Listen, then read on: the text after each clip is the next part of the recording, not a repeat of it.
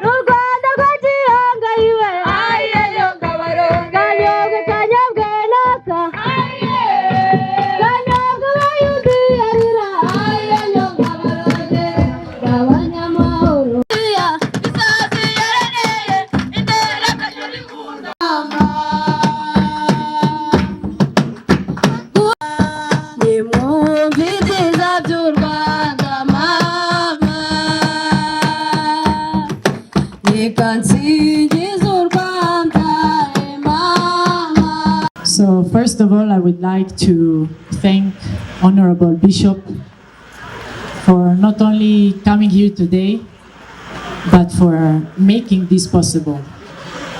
Mbere arashimira Bishop wacu byukuri impamvu ari kumushimira nuko yashoboye kuza birashoboka ko babitoroshye ko yanaboneka